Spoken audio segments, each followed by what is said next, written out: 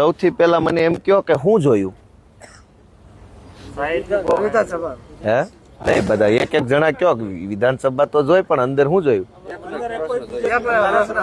એક જણો બોલો એક જણો બોલો તમે કયો બીજેપી ના 30 જણા જ હતા 156 માંથી ખાલી 30 જ જણા હતા બાકી કોઈ નહોતા અંદર તો એનું શું કારણ હાજર જ નહોતા કોઈ ના ક્યાં હતા બાંગ્લા ટુકલા હતા અંદર કોઈ નહોતા કેબિનેટ મિનિસ્ટરો નહોતા તો અત્યારે આ કામનું આ બધા છૂટીને એમને બધું મોકલ કરે આ પ્રાઇવેટ એજન્સી છે ઈ જોવા માટે અમે આવ્યા હતા બીજું કાઈ છે આ બધા શું કરે છે અંદર હા આવું જ કરવાનું છે હવે તમે કહેજો ગામમાં હા એટલે તો હા અધ્યક્ષશ્રીને જો કેવું પડતું હોય કે જે સભ્યો પ્રશ્નો પૂછે અને હાજર રહેવું પડે તો ઢાંકણી પાણીની ડૂબી ભરવા જેવી વસ્તુ નથી રોજ એવું જ હોય રોજ એવું જ હોય કાલે નહોતા કાલ 5 જણા નહોતા શિક્ષણ અને પ્રાઇવેટ તો હે ને પ્રાઇવેટ સરકારી બધી બંધ થવા માંડી છે એ કે અમે આટલું આપી આટલું ક્યાંય ગામડે બધી સ્કૂલ બંધ થવા માંડી સરકારી કીધામાં નાખી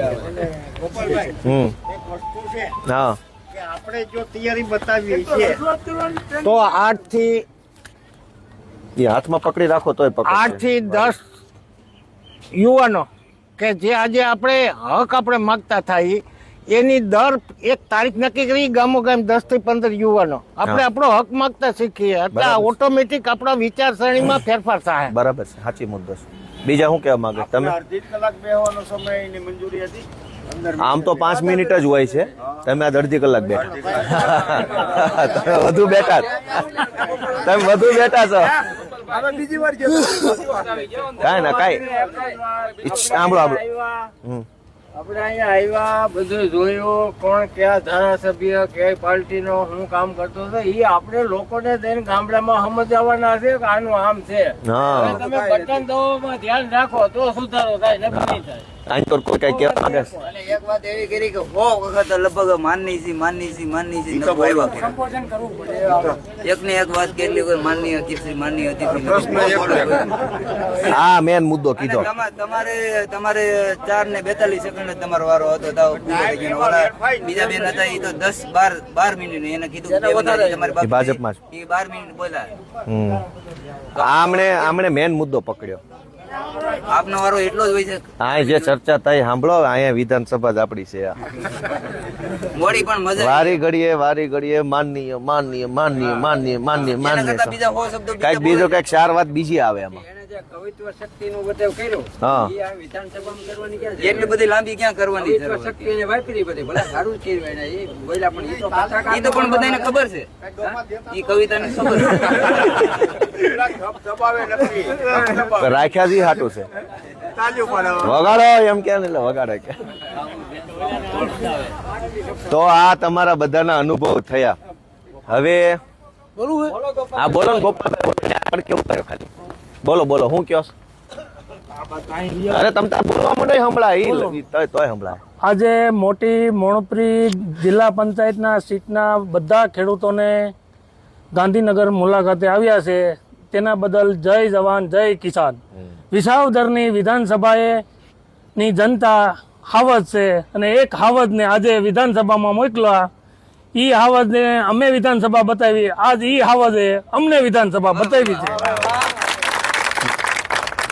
બીજા કઈ અનુભવ અંદર કઈ જે જોયું એનું કઈ કોઈ પ્રશ્ન થયો હોય 2-3 મુખ્યમંત્રી છે ને એ તો વારંવાર રિપીટ થયા જ કરવાનું છે નાયબ આવી ગયા ઓયલા આવી ગયા એટલે એમાં એક છે ને આ ભાજપમાં પ્રથા છે કે જે ભાજપનો નેતા બોલવા ઊભો થાય ને એણે નરેન્દ્ર મોદી અમિત શાહ અહીંના ભૂપેન્દ્રભાઈ હર્ષ સંઘવી જે તે વિભાગનો કેબિનેટ મંત્રી આ 4ના વખાણ કરીને જ વાત ચાલુ કરવાની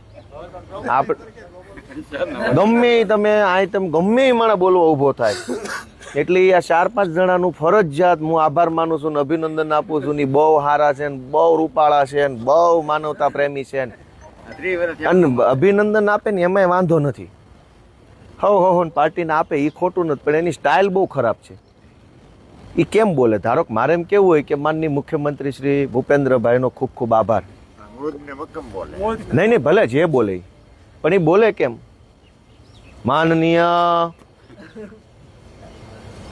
આપણા રાજ્યના મુખ્યમંત્રી મુર્દુ એવું ન બોલાય, એવું ન બોલાય. સાંભળો, એવું વચ્ચે ન બોલો, એવું ન બોલાય. કોઈ નેતા વિશે ખરાબ નહીં બોલવાનું.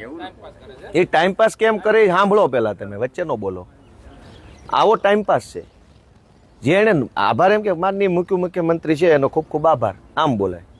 એની વાત માનનીય આપણા રાજ્યના મુર્દુ અને મુક્કમ જેને છેવાડાના માણસની ચિંતા કરી છે એવા આદરણીય માનનીય પરમ સન્માનનીય વણાના ઢેંકણા પૂછડા આવા મુખ્યમંત્રી શ્રી એમને ખૂબ ખૂબ આભાર વ્યક્ત કરું છું. પણ ઠોકો બધા દબાવો.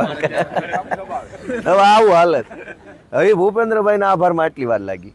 હવે હર્ષસંઘવી નો આભાર પાછો બાકી રહ્યો. નરેન્દ્રભાઈ નો આભાર, અમિત શાહ નો આભાર. એટલે આપણે આખો દી આભાર જ સાંભળ કરવાનો. અને આભાર માને નરેન્દ્રભાઈ નો ખૂબ ખૂબ આભાર.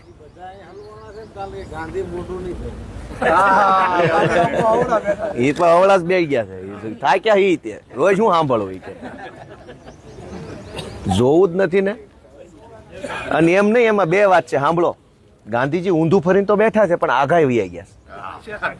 સાંભળાવું ન જોઈએ, જોવું તો નથી જ પણ સાંભળાવું ન જોઈએ. આઈ હોય અને આમ હવળું ફરીને બે તો દેખાય ખરું અને સંભળાય ખરું. આઈના ઊંધા ફરે તો સંભળાય ખરું, ભલે દેખાય નહીં. એ કે સાંભળવું જ નથી. રોજ જાગીને માનનીય માનનીય માનનીય કરો છો.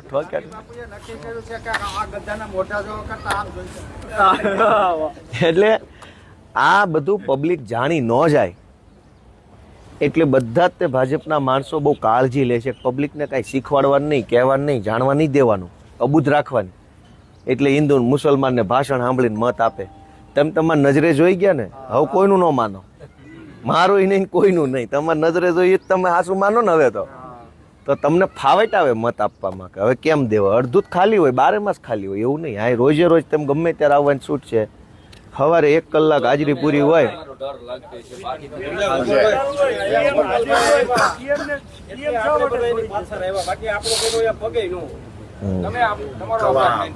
એ કિરીટભાઈ આવો આવો. આ પાટણના ધારાસભ્ય કિરીટભાઈ પટેલ છે. અહીં આવો.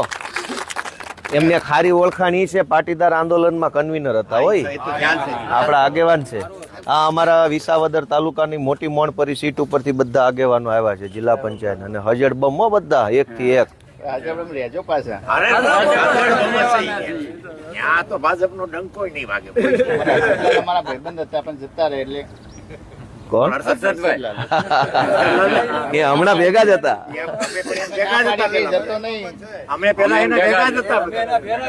એ તો બધા આંદોલનમાં ભેગા હતા ને. હું કિરીટભાઈ, હર્ષદભાઈ બધા આંદોલનમાં તો ભેગા હતા.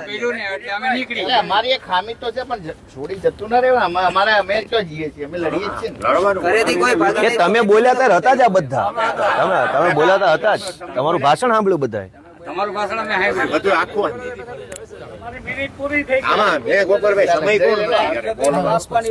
જનતા અંદર જનતા નક્કી કરે. અંદર બોલવાનો સમય કોણ નક્કી કરે? જનતા.